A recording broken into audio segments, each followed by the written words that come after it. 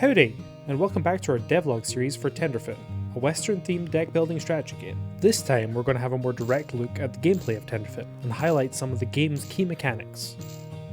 Story events take place in this visual novel-esque format, built in Dialogic. Dialogic is an incredibly useful plugin for Godot that has saved us a ton of work in the long run. Instead of Tom or I spending ages setting up our own dialogue system, we had Dialogic up and running in a matter of minutes. Now it's simply a matter of using the drag and drop system to construct the scene and copy over the script.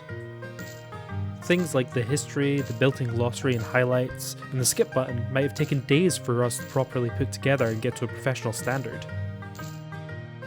It's not been without its issues, but every time we've had to fix a bug with the plugin, we regularly remind ourselves, just think how long this would have taken without Dialogic. Once the dialogue ends, however, it's time to fight.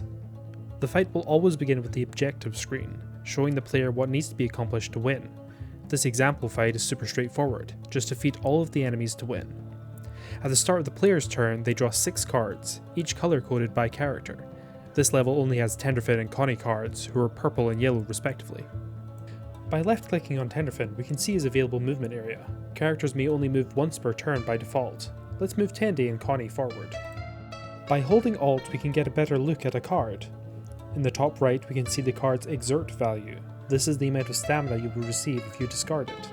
On the left is its stamina cost, which is how much stamina from discarding cards you need to play it. Any keyword information is displayed on the right side of the card.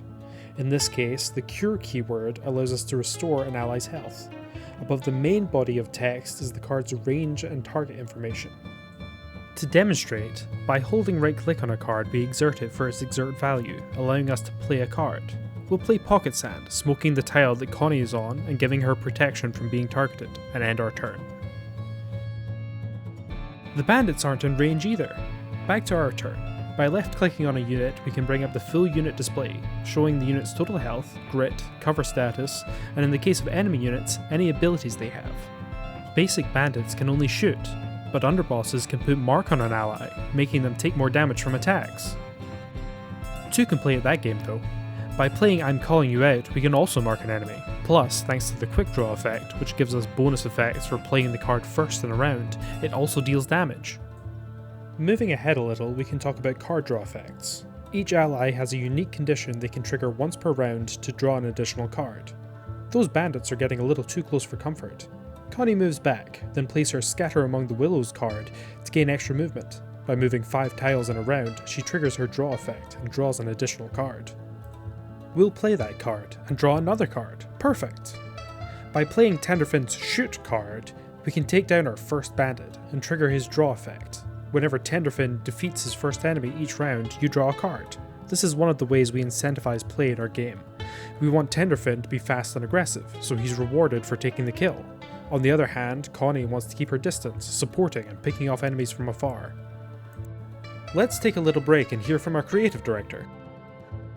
I'm Tom, I'm the lead programmer and I guess creative lead on Tenderfin.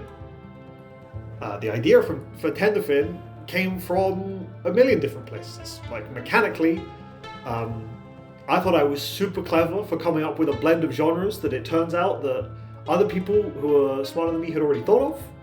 And then I played Midnight Suns and I was very impressed with the game despite the fact that no one bought it. It confirmed that it was a fun blending of mechanics.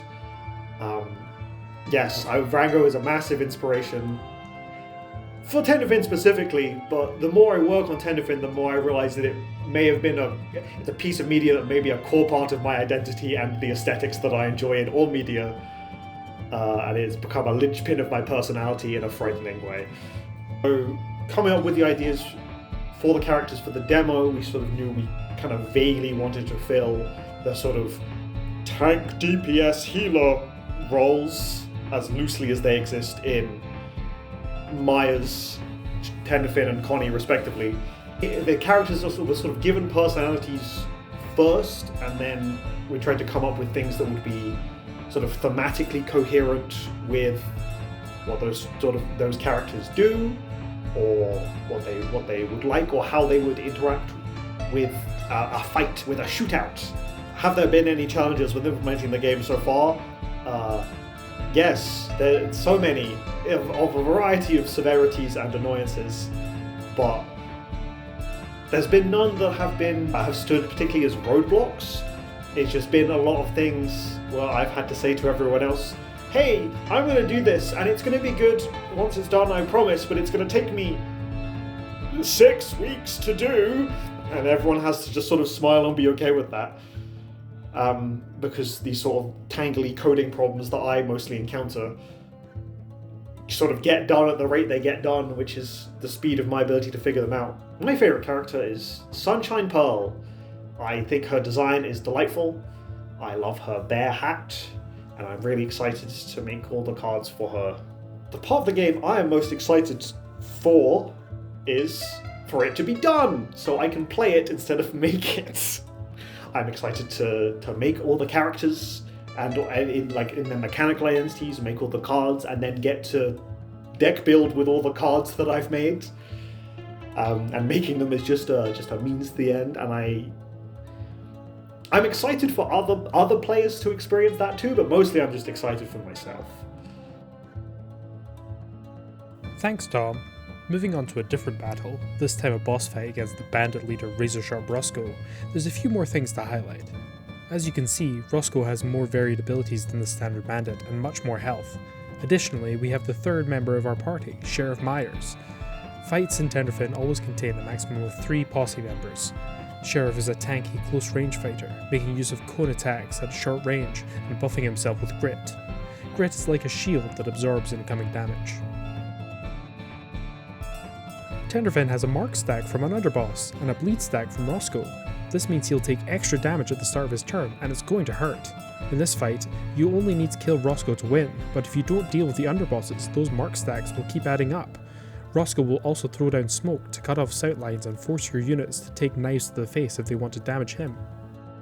Card cost is calculated so that most cards and effects early game cost 1 stamina and exert for 1.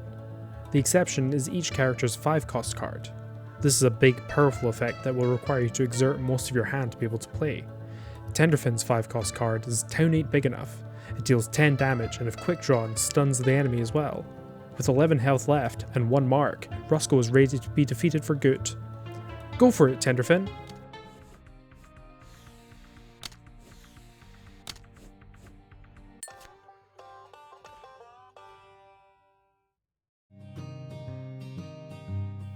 With Roscoe taken down, I think that's all for now.